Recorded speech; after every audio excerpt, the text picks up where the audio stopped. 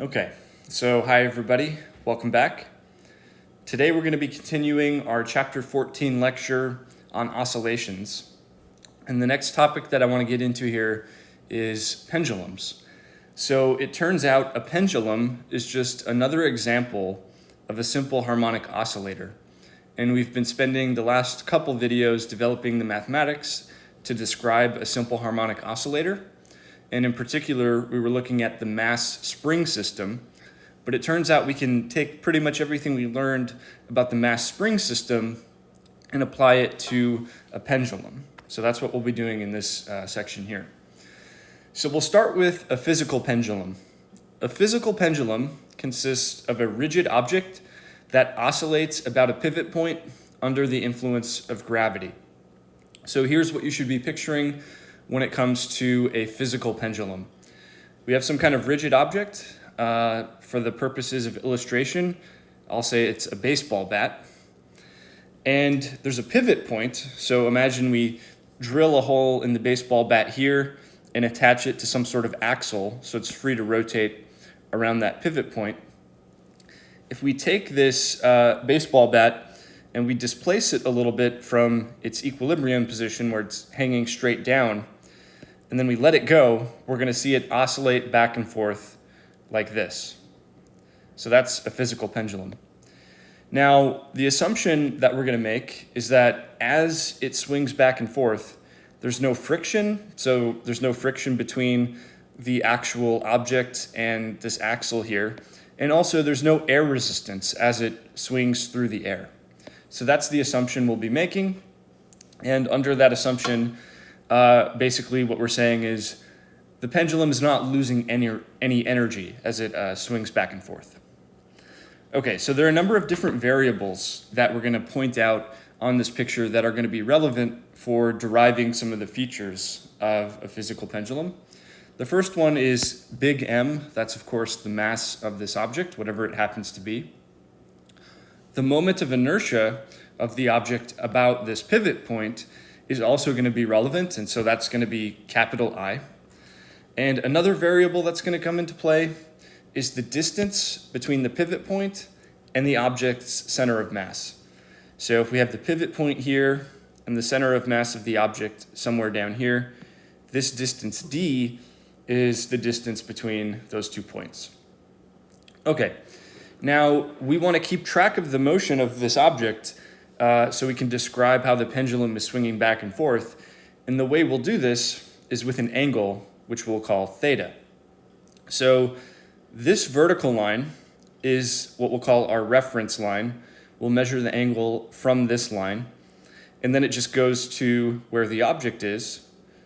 That's our angle theta, okay? So if we can keep track of how theta changes with time, then we can understand how the pendulum is moving. Now theta equals 0 means the object is just hanging vertically down like this, and that would be our equilibrium position. Okay, so here's what we're going to do with the physical pendulum. We're first going to try to understand what kind of torque is acting on this pendulum if we displace it a little bit away from equilibrium like this. Again, there's no friction or air resistance, so the only thing that's actually producing any torque is gravity. And let's remember that if we want to calculate a torque, it's given by R cross F. The torque is given by R cross F. Okay, so we'll keep track of which direction things are pointing in using this coordinate system here. So we have the x-axis going to the right, the y-axis going up, and then the z-axis coming out of the page. So the R vector will be this. It goes from the pivot point to the center of mass, which is where the force of gravity acts. And then, of course, the force of gravity is a vector that's pointing straight down like this. So that's R and F. And, of course, if we want to calculate the torque, we're doing the cross product of R and F. Now, when we calculate the cross product, we're also going to need to know the angle between the R vector and the F vector. So that's this angle here, shown as theta. And also notice that this is the exact same angle that our pendulum makes with respect to the vertical. This is the same angle theta up here. Okay, so when it comes to calculating the magnitude of a torque, the way we do this is the magnitude of the r vector times the magnitude of the f vector times sine of the angle theta. So when we apply that to our situation here, the magnitude of the r vector is the distance between the pivot point and the center of mass. And remember, that's the variable we're calling d. The magnitude of the f vector is just m times g. That's the magnitude of the force of gravity. And then we have sine theta coming along for the ride. Okay, so that's the magnitude of the torque acting on this pendulum. Now, if we want to get the direction, we can use the right hand rule.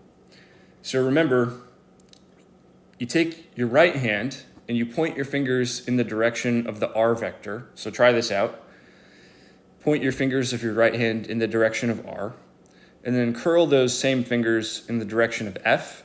You're going to find that your thumb is pointing into the page, which is the minus z direction.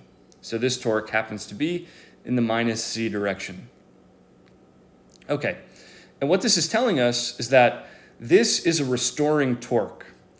In other words, if we displace the pendulum in this direction, it's going to feel a torque that wants to bring it back towards equilibrium.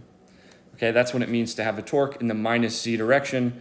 It tends to make the object rotate this way, in other words, clockwise. And so it's a restoring torque because it always brings it back towards equilibrium, back towards theta equals 0. And that's why, if you let the pendulum go, it actually swings back and forth around that equilibrium point. Okay, so now that we've worked out what the torque acting on the pendulum is, we can use the rotational version of Newton's second law, specifically in the z direction, and apply it to our object. So remember, the net torque acting on an object is equal to I times alpha. That's the rotational version of Newton's second law. And again, we're applying this specifically to the z direction of motion. So there's only one torque. We found the magnitude was mgd sine theta, and we found it was in the negative z direction, so there's a negative sign that comes along with that. On the other side of the equation, we have I times alpha z. So the next thing we'll do is remember that angular acceleration, alpha, is the second derivative of angular position with respect to time. So in other words, we can replace alpha in the equation with the second derivative of theta with respect to time. So we have minus mgd sine theta is equal to I times the second derivative of theta with respect to time. So we'll slightly rearrange this equation. We'll take this negative term, add it to both sides, and it moves it over here. And then we'll divide through by I. So here's what we have. The second derivative of theta with respect to time plus mgd over I times sine theta is equal to 0. So what we're going to do to sort of make this a simpler looking equation is define a new constant where all of this stuff, mgd over I, which is basically just a bunch of different constants, is going to be written as a single constant, omega, where omega squared is mgd over I. So in other words, we'll rewrite the equation as the second derivative of theta with respect to time plus omega squared, where this is our newly defined constant, times sine theta is equal to 0. Okay, so if we take a step back, this looks similar to the equation for simple harmonic motion that we derived in the very first video in this lecture, except we have sine theta here as opposed to just theta all by itself. So that brings us to sort of a side note on Taylor series. So if you've taken calculus, you've probably seen this already. If you haven't seen this before, don't worry, there's just sort of a takeaway point at the end. That's pretty simple to understand. Okay, so a Taylor series describes the behavior of a function near some point. So let's say our function is f of x, and we want to describe how it behaves near a certain point. Let's say x equals a is that point. We can do that using an infinite sum of polynomial terms. Okay, so here's what that looks like.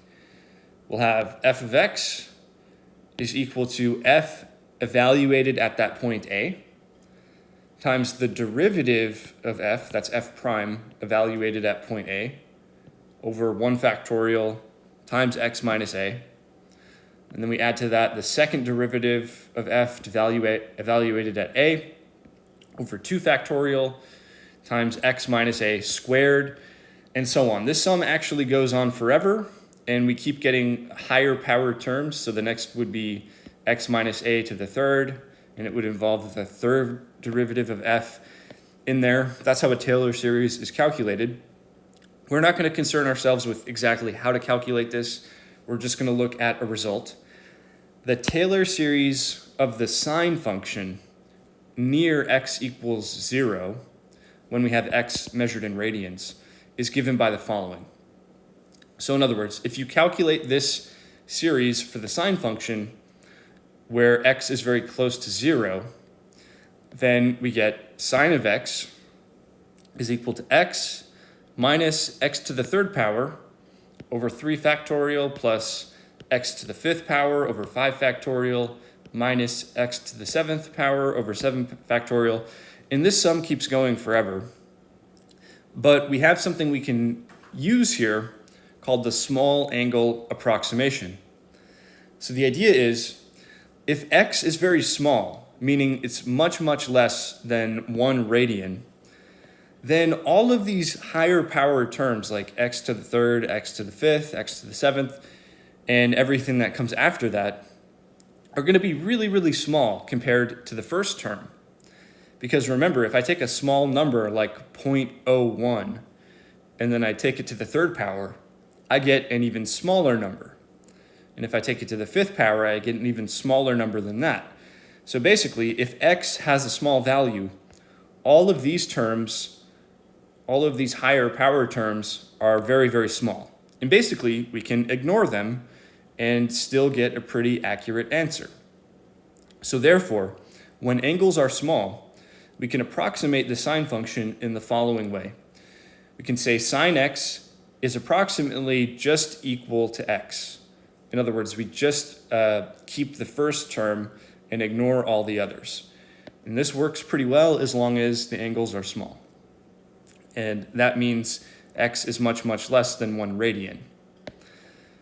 Okay, so just to give you a sense of how well this works, let's do a couple calculations, okay? So 2 questions here. The first is, what is the percent error in using the small angle approximation for the sine function when we have an angle of 1 degree? And then as a follow-up, what is the percent error in using the small angle approximation for the sine function when the angle is 30 degrees? So remember, the approximation we're doing is we're saying sine of the angle theta is approximately equal to theta if theta is small. And percent error is going to be calculated this way. We'll take the approximate value minus the exact value divided by the exact value times 100.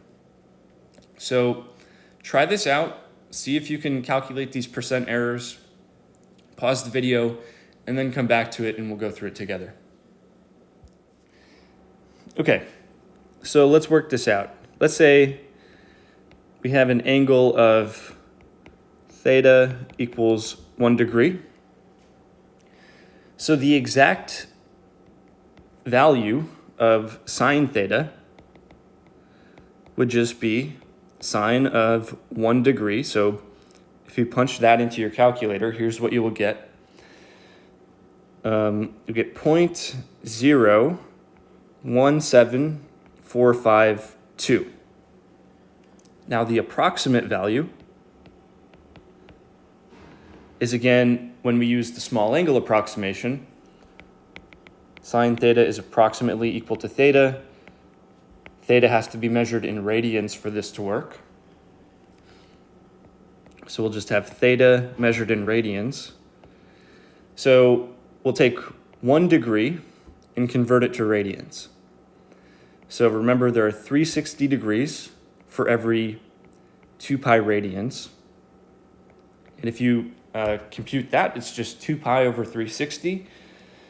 And this works out to 0.017453. So it's very close. This is a really good approximation. You have to go out to many decimal places before you actually see any difference. So the error is really small. Percent error in this case, which is given by approximate minus exact value over the exact value times 100. So the percent error, if we have an angle of 1 degree, is given by 0.017453 is approximate minus 0.017452 is exact, divided by 0.017452, and then times 100 to make this a percentage. Okay, so if you go ahead and calculate that, you'll get 0.00573%, which is about 0.006%. That is an absolutely tiny error. This is a really good approximation when we have an angle of 1 degree.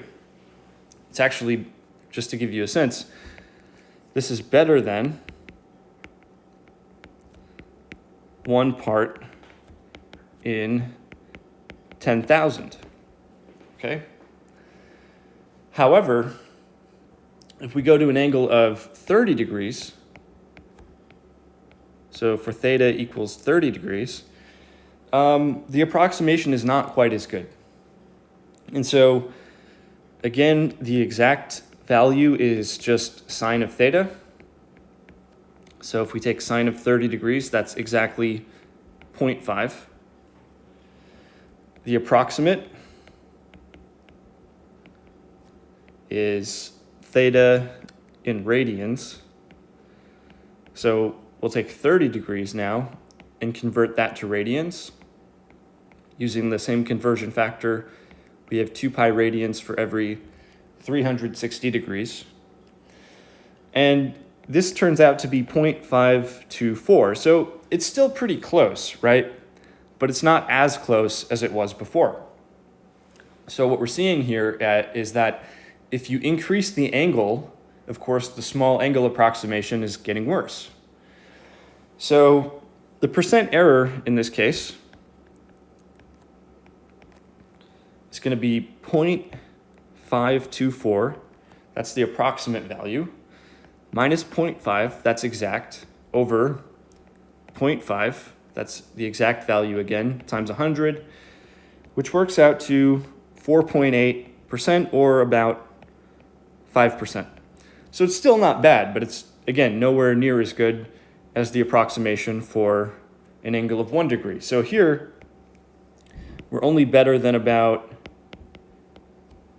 1 part in 20 with this approximation.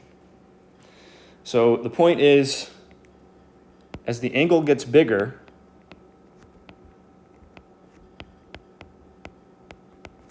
the approximation gets worse.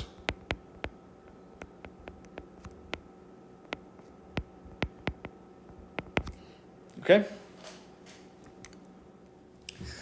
Okay, so now that we've seen how the small angle approximation works, that is, that if we have a small angle theta, sine theta is approximately equal to theta, we can apply this to the physical pendulum. So in other words, remember the differential equation we had so far for the physical pendulum said that the second derivative of theta with respect to time plus this constant omega squared times sine theta is equal to 0. Now this is a very difficult equation to solve. However, if we replace sine theta with theta, which again works very well as long as the angle is small, then we get a much simpler and easier to deal with equation. We have the second derivative of theta with respect to time plus the constant omega squared times theta is equal to 0.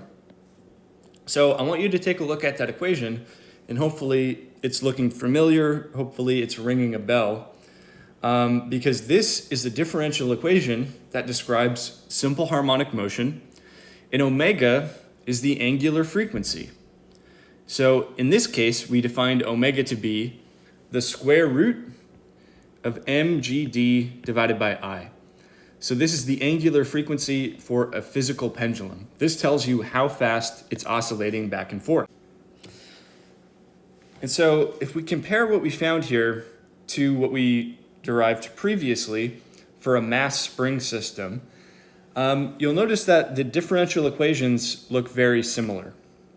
So remember, for a mass spring system, we found that the second derivative of x with respect to time plus omega squared times x is equal to 0.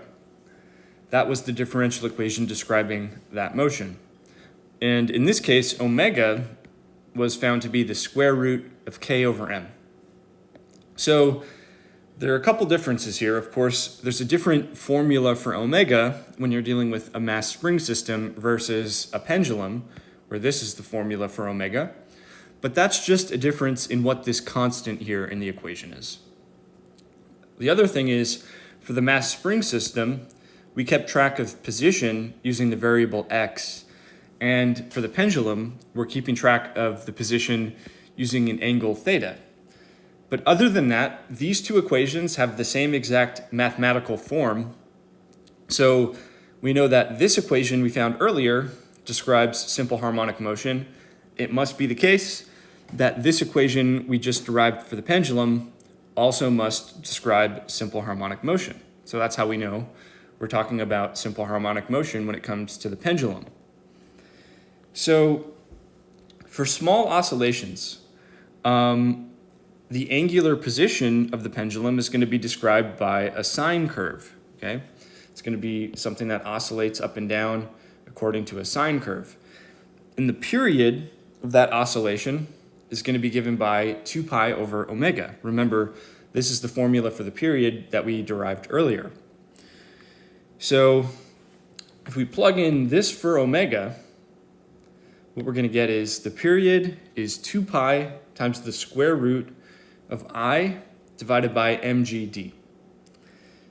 In other words, that tells you how long it takes, how much time elapses for the pendulum to swing back and forth for one full cycle. Okay, so the general solution for theta as a function of time, remember the angle the pendulum makes with the vertical is theta, and that's something that's going to be changing with time. We know that this is going to be given by some constant, which we'll call theta naught, times cosine omega t plus phi. In other words, it has the same exact form of the solution that we had for the mass on a spring system. It's just that now this constant out front is the maximum angle that our pendulum achieves. So let's take a look at an animation. We're going to watch the pendulum swing back and forth like this, and as that's happening, we're going to look at the graph of angle theta versus time and how we trace out this curve as the pendulum moves back and forth.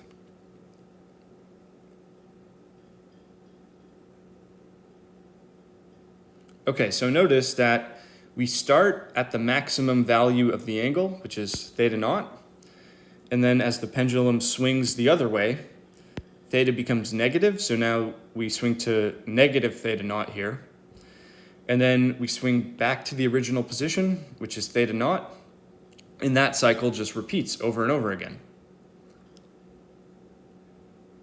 So this curve that we're tracing out, again, is described by this function.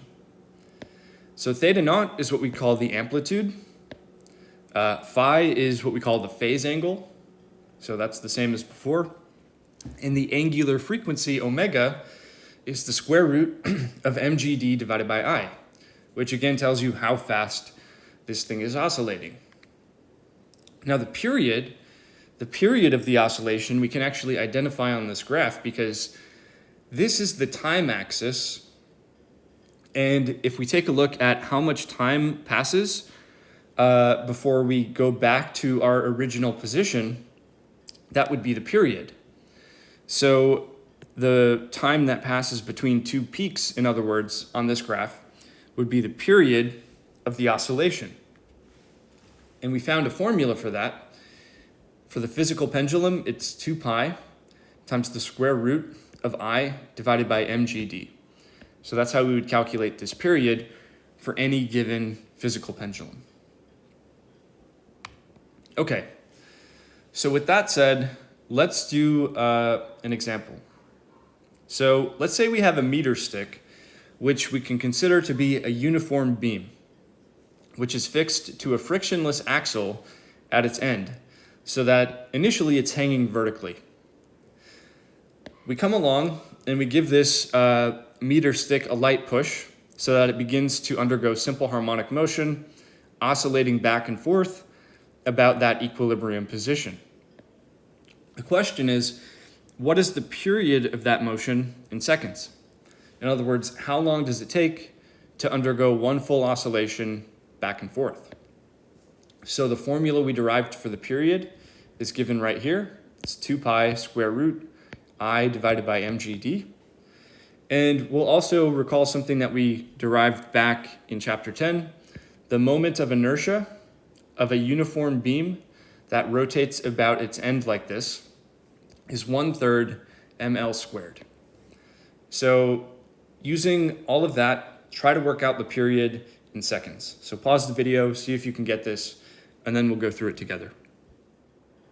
Okay, so the period is given by 2 pi square root I divided by mgd. And so in this case, we're dealing with an object whose moment of inertia about the axis it's rotating around is 1/3 ml squared. So the last thing to see here, before we just sort of plug and chug, is that if the pivot point is at the very end of the beam, like this, what's the distance between the pivot point and the center of mass? In other words, what's the distance d? Well, if the beam is uniform, the center of mass should be at the very middle of the beam. In other words, 1/2 of its total length along the beam. So d should be L/2 in this case. So let's plug that in. We have 2 pi times the square root of I, which is 1/3 ml squared, divided by mg, and then d is L/2. Okay, so let's clean this up a little bit. First thing to notice is the mass drops out, so it doesn't matter what the actual mass of the beam is. Then we have 2 pi square root. I have L squared on top, so I can cancel with one of the factors of L on the bottom.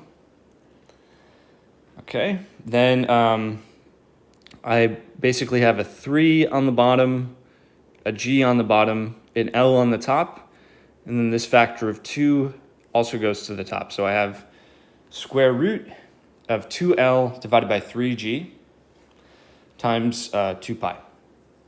Okay, so we have 2 pi square root. What should I use for L? Well, it's a meter stick, so I should use 1 meter for the length. And then we have 3 times G, which is 9.8 meters per second squared. Okay, so this comes out in seconds, about 1.64 seconds. So that should be the period of the oscillation of the meter stick. In other words, it completes one full oscillation in 1.64 seconds.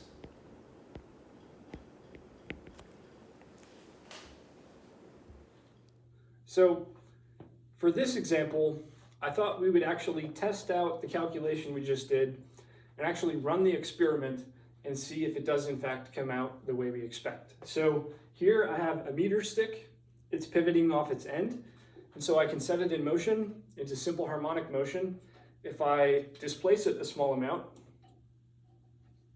and then let it go.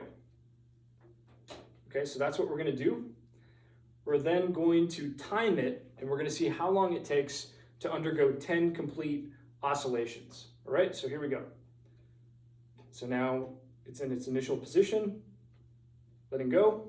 That's one oscillation, 2, 3, 4, 5, 6, 7, 8, 9, 10. Okay, so 10 complete oscillations right there.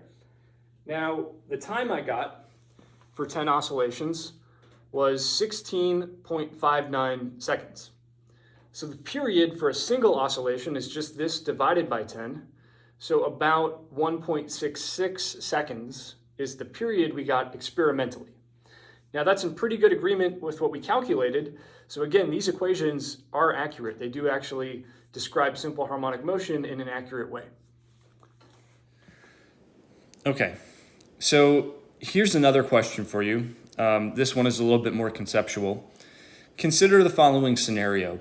We have a rigid body fixed to a frictionless axle so that it hangs vertically. You give the object a light push, but instead of oscillating back and forth as we were expecting a physical pendulum to do, instead it just rotates at a constant speed. So is this possible? If so, how is this possible? So in other words, we come along and we push the thing, and then this is what happens rather than oscillating back and forth. So again, the question is that possible? And if so, how? So pause the video, think about this for a second, and come back to it when you think you have your answer. Okay, so the answer is yes, this can happen. But to see why, there are a few different ways we can attack it. So first, let's take a look at the formula for omega, the angular frequency of the oscillation of a physical pendulum. We have omega is equal to mgd divided by I. So this is how fast are the oscillations. That's how you can think about omega. Well, we can actually look at the variable d in this equation, and we can see that if we take d to go to 0, then omega is going to go to 0, right? That should be pretty clear just looking at the equation there. And if omega is going to 0, there are no oscillations.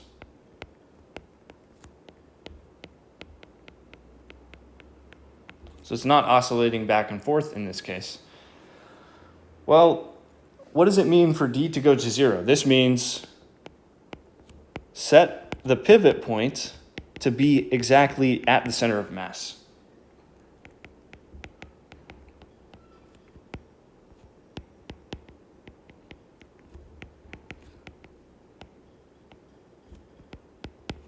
Okay, so that's how we can get this sort of behavior, where it doesn't oscillate, it just sort of spins around at some constant speed.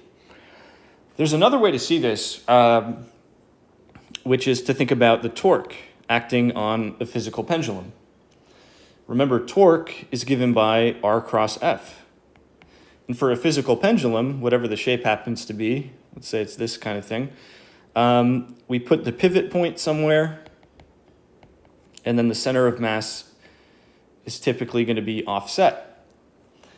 So R goes from the pivot point to the center of mass, and F just is the force of gravity pointing straight down. Okay, well, again, if we take R to go to 0, then the torque goes to 0. And remember, it's that torque that's actually causing it to oscillate back and forth.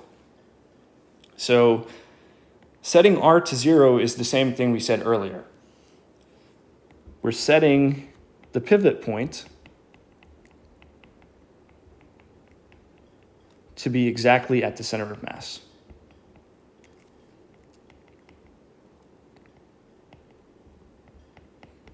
Okay, so in other words, if the pivot point is exactly at the center of mass, the object won't oscillate back and forth. If you give it a push, it's instead going to just spin around at a constant speed. And so that takes us to the simple pendulum. Now, the simple pendulum consists of a point mass, which we'll label as lowercase m, which is connected to a string of length L.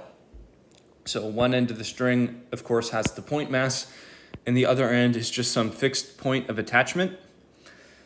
And we're going to assume here that the string has negligible mass, so we can treat it as if it's perfectly massless.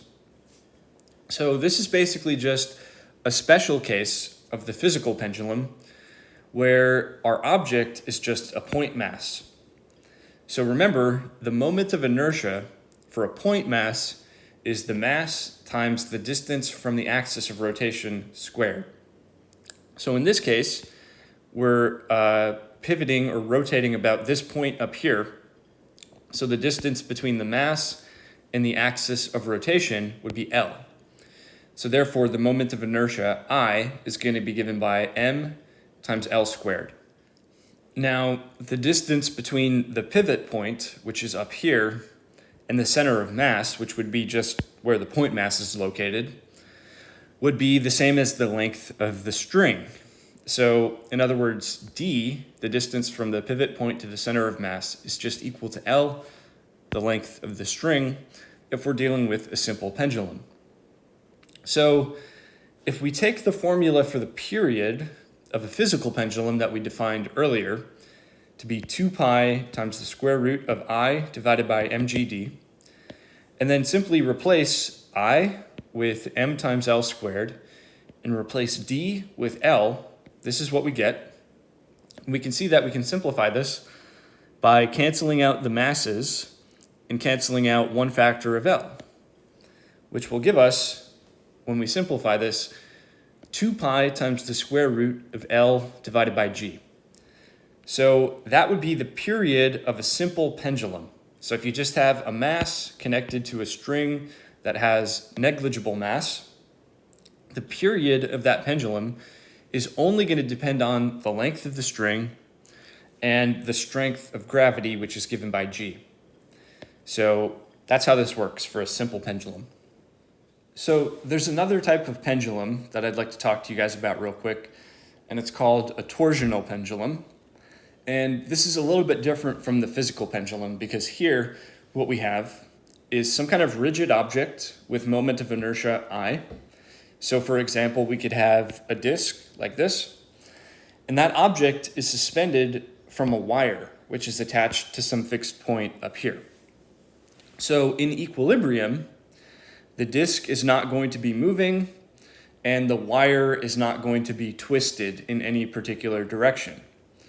But if we come along and we twist the wire, so we move it away from equilibrium, then the wire is going to provide a restoring torque, and the equation for that restoring torque is pretty similar to Hooke's law that describes how a spring behaves. So basically the torque is given by minus k times theta, where k is a constant, and theta is just how much have we twisted the wire, by what angle have we twisted the wire. That's what theta tells you. The negative sign, by the way, indicates that it's a restoring torque, which makes it want to go back towards equilibrium. So the constant k basically tells you how stiff is the wire. If you have a very large value of k, it's a very stiff wire and it's very hard to actually twist it. For a small value of k, it's very easy to twist the wire. So with that said, this is the type of motion that will occur if you twist the wire and then let it go. It's going to oscillate back and forth just like this between two angles. So this is simple harmonic motion. Okay, this type of motion that we're seeing in the animation here is just simple harmonic motion, And to get a sense of that, let's apply Newton's second law for rotation to this disk here. So we have the net torque is equal to I times alpha. Here, we're assuming there's only one torque, so it's given by this restoring torque minus k times theta. And remember that alpha is just the second derivative of theta with respect to time. So that's the equation we're dealing with when we apply Newton's second law for rotation. And then of course, if we rearrange the equation, we put the negative k theta term over here so that it's positive, and then we divide out the I term from both sides. We're going to get the second derivative of theta with respect to time plus k divided by I times theta is equal to 0. So we should recognize that this is an equation for simple harmonic motion where omega is given by, well, omega squared is k divided by I. So the torsional pendulum also oscillates back and forth with simple harmonic motion.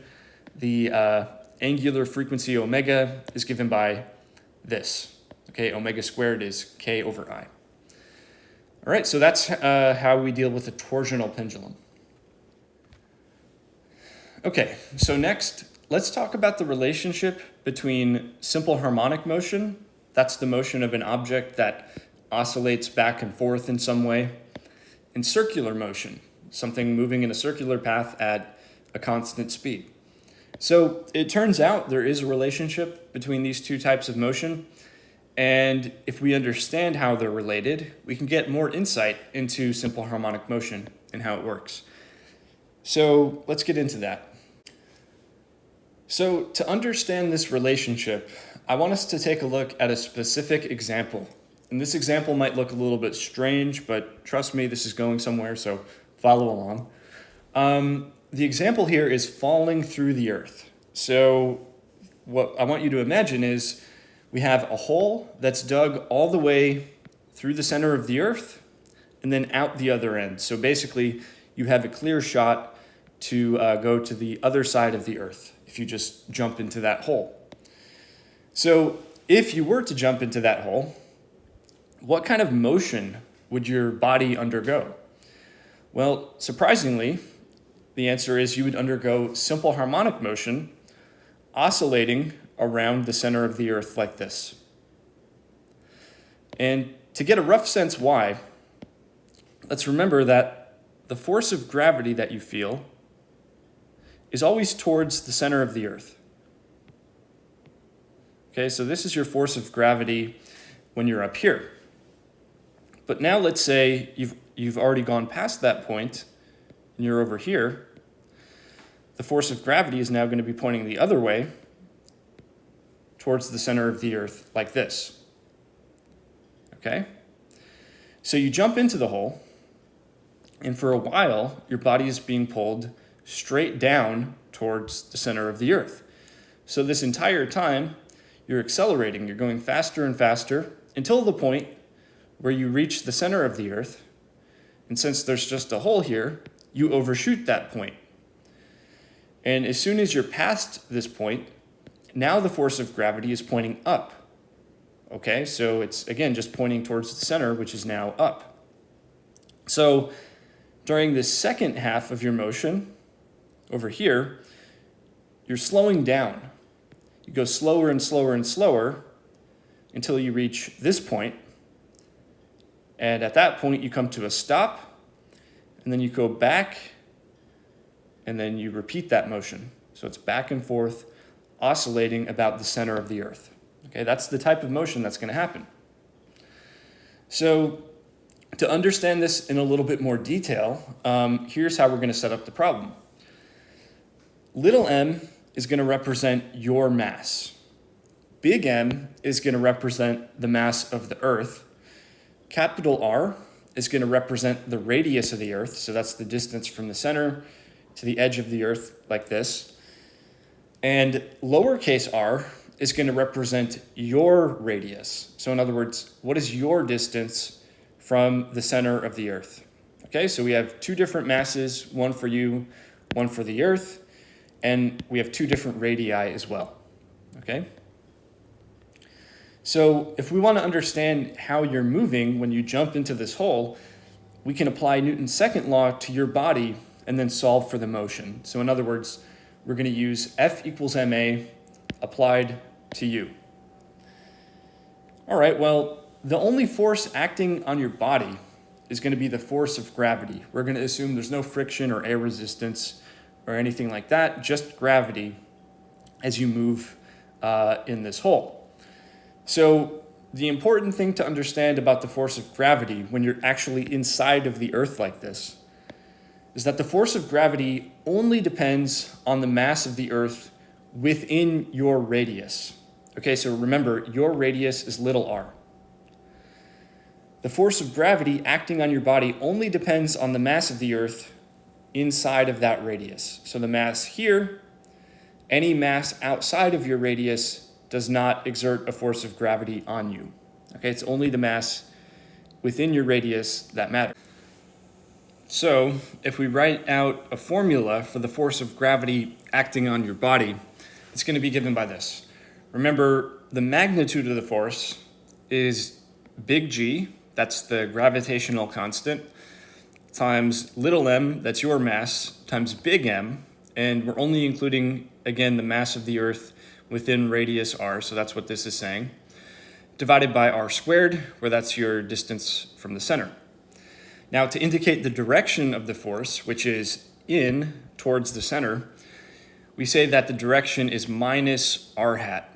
So r hat is a unit vector that points out away from the center. So if we're in the minus r hat direction, we're going in towards the center. That's what that says. Okay. Now, if we think about your acceleration, well, that's just the second derivative of your position with respect to time. So if we write this as a vector, a is equal to the second derivative of r, which is your position, with respect to time, and it's in the r hat direction, okay? So we have an expression for the force, we have an expression for your acceleration, so we can put that together in Newton's second law to say minus g times little m times big M divided by r squared is equal to little m times the second derivative of r with respect to time. Okay, that's what we have. So let's copy down that equation and do a little bit of work with this. So specifically, I want us to come up with a formula for the mass of the Earth within radius r. Okay, and the way we'll do this is by recalling the idea of density. So density is the mass per unit volume. So we're going to assume here that Earth has just a uniform density. So the density is the same everywhere. That's not actually realistic because the Earth's density does change. The Earth is kind of like an onion. It has different layers made of different materials. And so the density will change as you go in towards the center of the Earth. We're going to ignore that and assume that the Earth has a uniform density. So therefore, the density given by rho, that's what we use for density, is equal to the mass divided by the volume.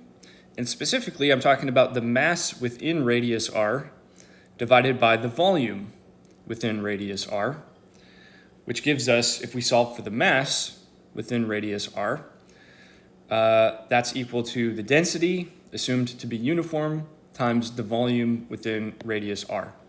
Now, by the way, this volume is just the volume of a sphere, okay? Because we're talking about a spherical volume.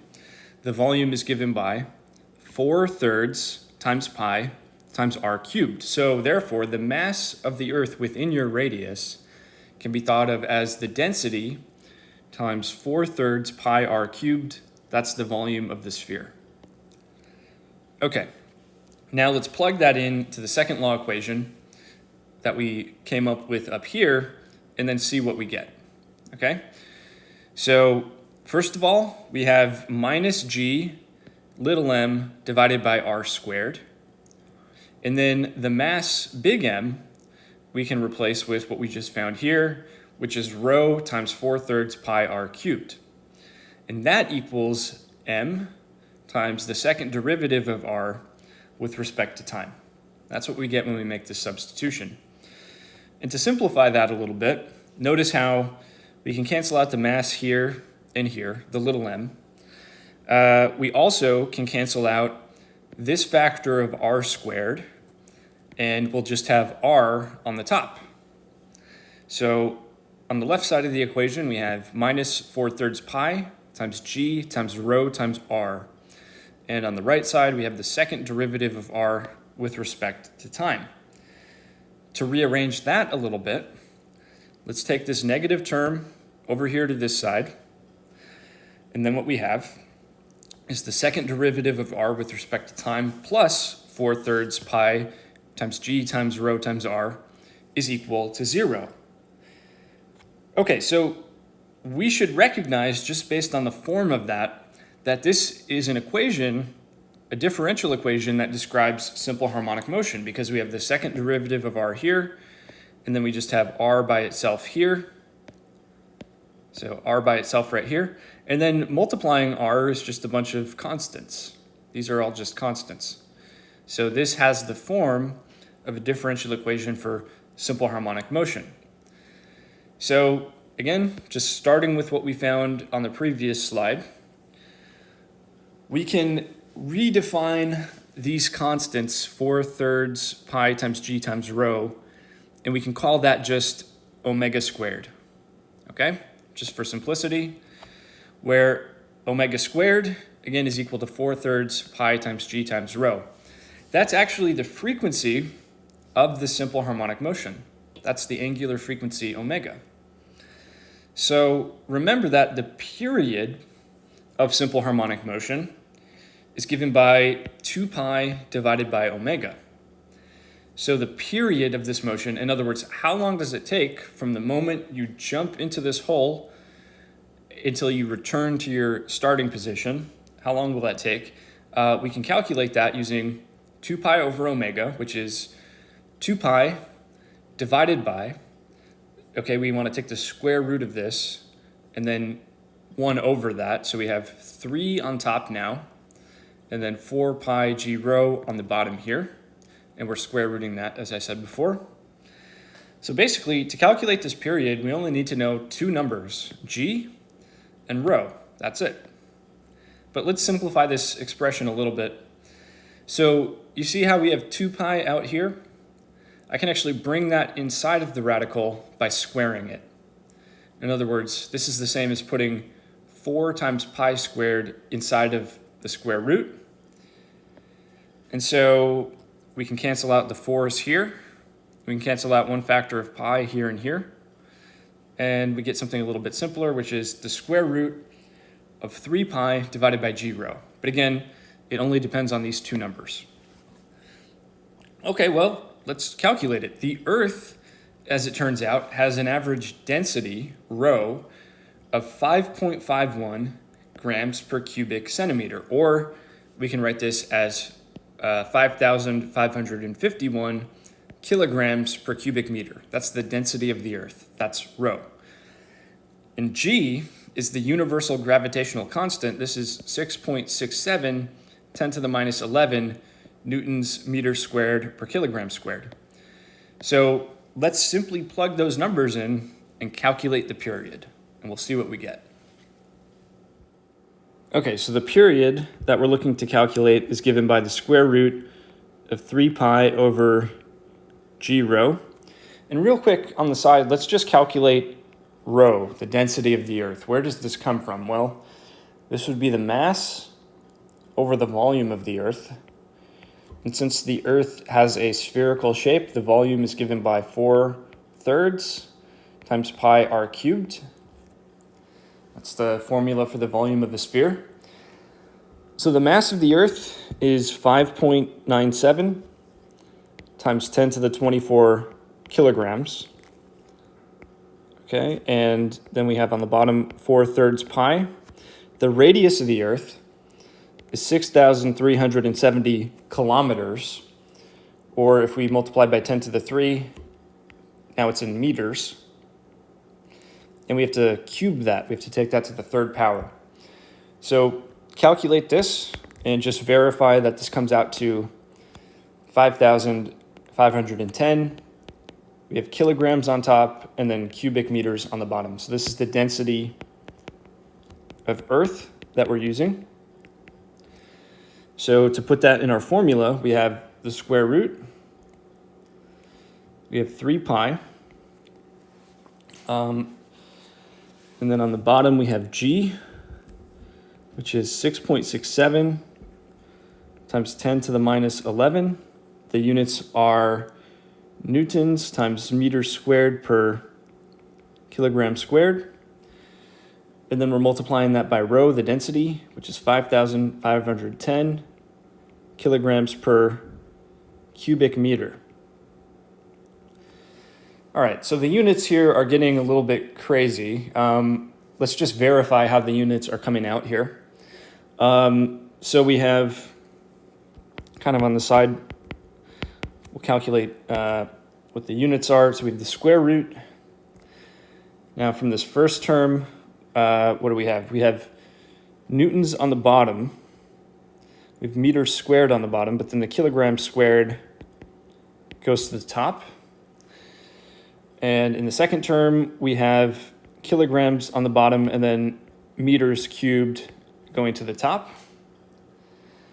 So if we simplify things a bit, overall we just have kilograms on top, and then we have meters on top because here we cancel out kilograms here and here, cancel out meters squared here and here, and then newtons are on the bottom.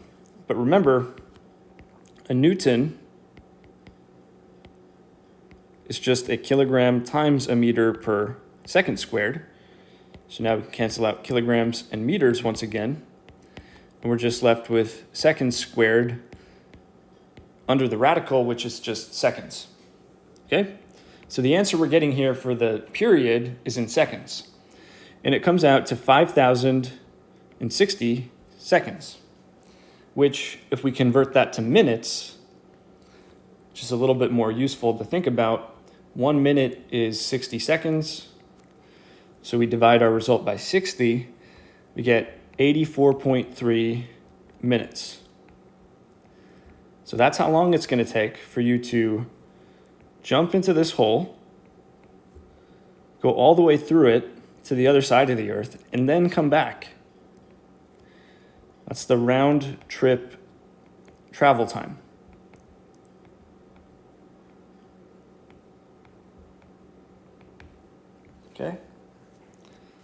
Okay, so the period we found is 84.3 minutes. That's the round trip travel time for this motion. Okay, so next I'm going to follow this up with a question for you guys to try to work out. What is the period of an object that is in a circular orbit around the Earth, which is just barely above the surface of the Earth? So we're going to neglect air resistance as we did in the previous example. So we're just considering a circular orbit where the radius of the orbit is basically the same as the radius of the Earth. It's just barely above the surface. So try to figure this out. Some information you're going to need is big G, that's the universal gravitational constant, same as before. The mass of the Earth given here, the radius of the Earth given here, and also the force of gravity is given by Fg is equal to G, big G, times big M times little m divided by r squared. So that describes the force of gravity acting on our object.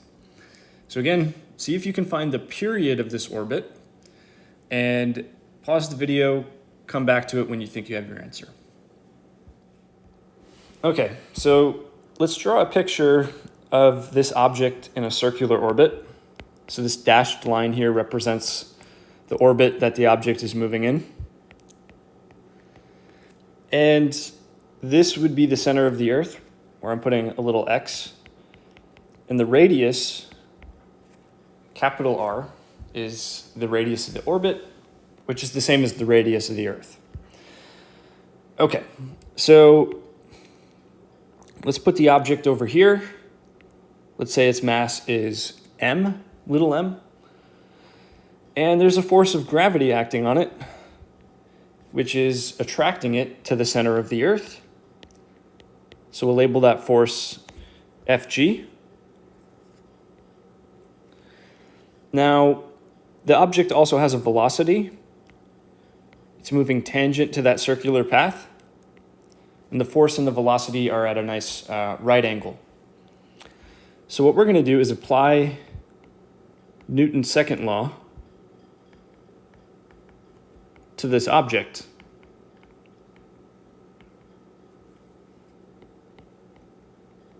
Which we're labeling with lowercase m. And specifically, let's look at the radial direction.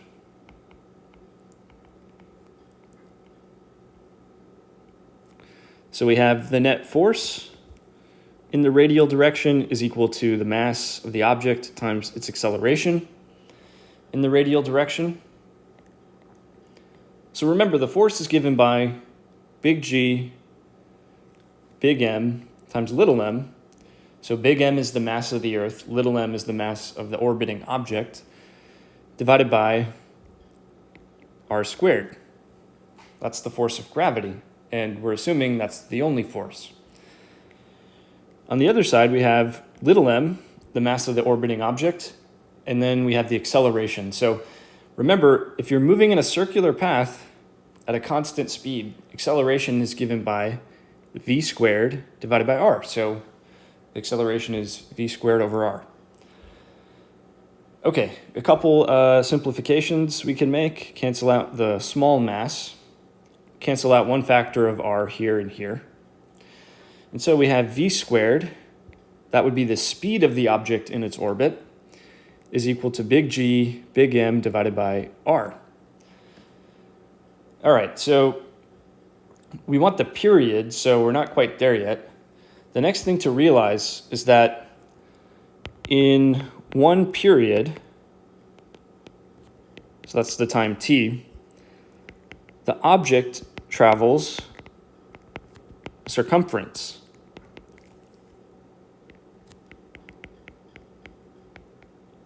So it's moved one time around this circle. The distance it moves is a circumference. So remember, speed is distance over time. So symbolically, we can write this as v is equal to the distance, which again is one circumference. Circumference is given by 2 pi times r. And the time is the period, big T. Okay? So that's a formula for the speed of the orbit, which actually we can put right here. We can plug that into our previous equation. So what we get is 2 pi times r divided by t squared is equal to big G, big M divided by r. Okay, so let's take a look at the left side. We have 4, that's what we get when we square 2, and then we have pi squared, and then we have r squared here, and then t squared on the bottom. That equals gm over r on this side. So what we have is t squared, if we solve for that, is going to be 4 times pi squared times r cubed over big G, big M. That's what you get when you solve for t squared. Of course, we don't want t squared, we just want t. So we'll square root both sides of the equation, and then we can solve for t. So the period t, that's going to be equal to the square root 4 pi squared, and then we have the radius of the Earth cubed. So the radius, 6,370 kilometers, or 6,370 10 to the 3 meters. And we're going to cube that whole thing. Then we're going to divide by big G, 6.67, 10 to the minus 11, newtons times meters squared divided by kilograms squared. That's the gravitational constant. And then finally, we have the mass of the Earth, m, which is 5.97 10 to the 24 kilograms. Okay? So if you calculate this, you should find that it comes out to 5,060 seconds, which, if we convert to minutes, is 84.3 minutes. So notice that's the same exact answer we got before for the simple harmonic motion. So this circular motion has the same exact period as the simple harmonic motion. And so the result is you get the same thing. The period of this circular orbit is 84.3 minutes. And so let's try to think about these things at the same time. We have this idea that if you jump into this hole that's bored all the way through the Earth, that you'll undergo simple harmonic motion with a period of 84.3 seconds. We also have this idea that if there is a circular orbit that's just barely above the surface of the Earth, that period will also be 84.3 seconds. Those two motions have the same period, and that's not a coincidence. There's a connection here. But to visualize what this would look like, imagine you jump into this hole, and at the exact same time you throw a ball so fast that it puts it in that circular orbit we talked about earlier. This is what that would look like. So since the periods are exactly the same, you would actually be able to catch that ball once you return to your starting position. So let's take a look at that again.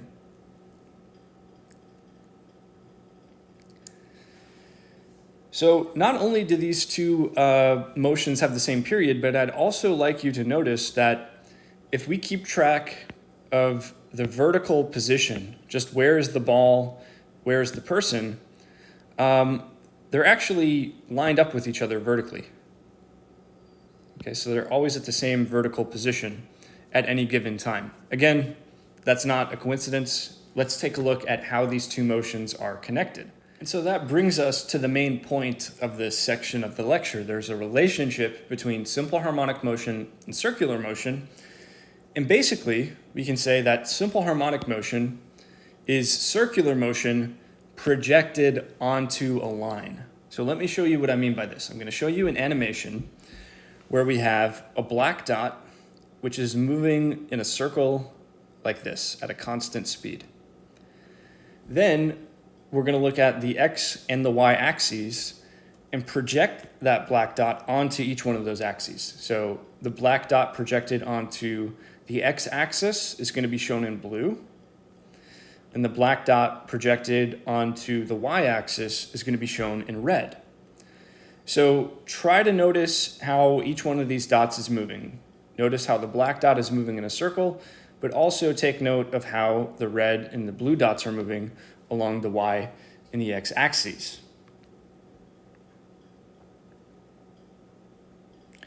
So as the black dot traces out a circle, what we're seeing is the red dot and the blue dot are both just undergoing simple harmonic motion along each of the two axes. So that's what we mean by simple harmonic motion is just circular motion projected onto a line. If we project onto the x-axis, we get the blue dot moving back and forth in simple harmonic motion.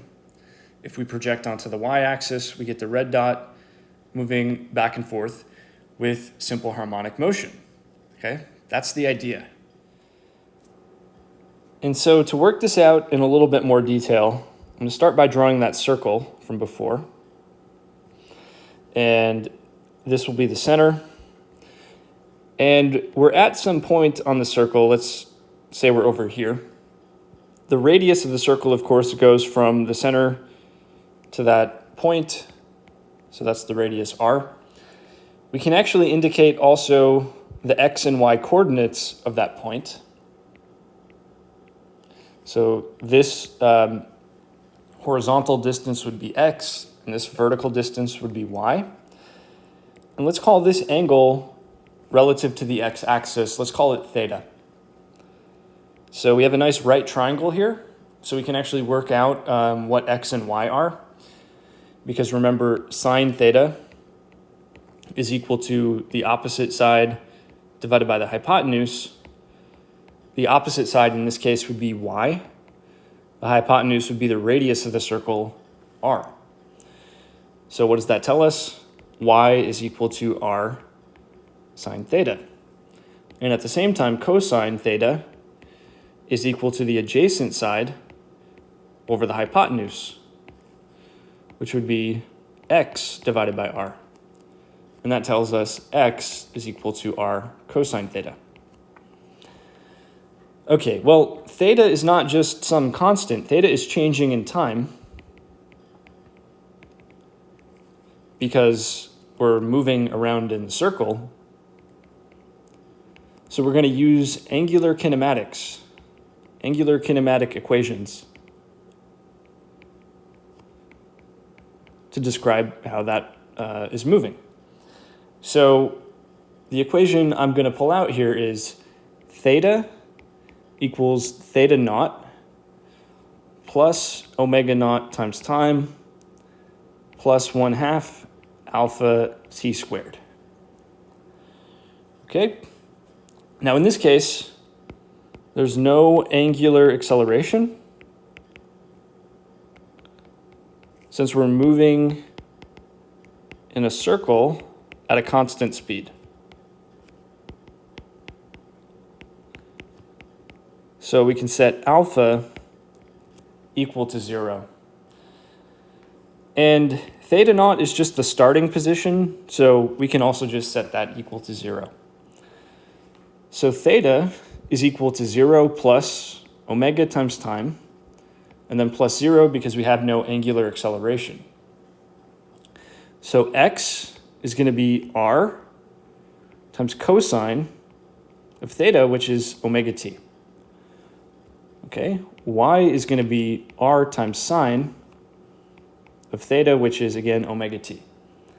Again, both of these are describing simple harmonic motion. You should be able to recognize that these have the form of an equation for simple harmonic motion along each axis.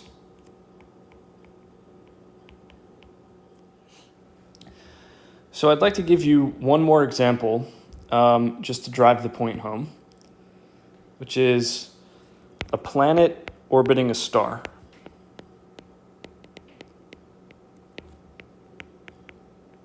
So the idea is, imagine we're observing a distant star and we're watching a planet that's orbiting in a circle around that star. Now, depending on our point of view, there are different ways that this could look. So first, let's consider what the face-on view looks like. In other words, the star is here, the planet is here, this is the orbit that the planet is moving in, and we're looking at that plane of the orbit face-on. So what do we see? Circular motion, of course. We see the planet moving in a circular path around the star. But what if we were looking at this from a different perspective?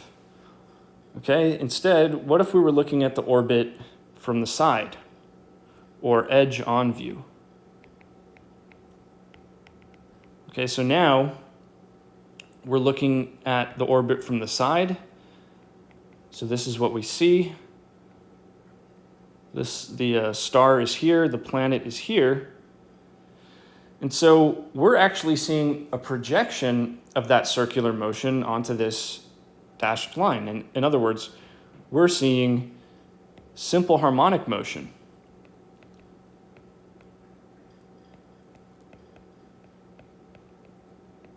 Because we're not looking directly into the plane of the orbit face on, we're seeing it from the side.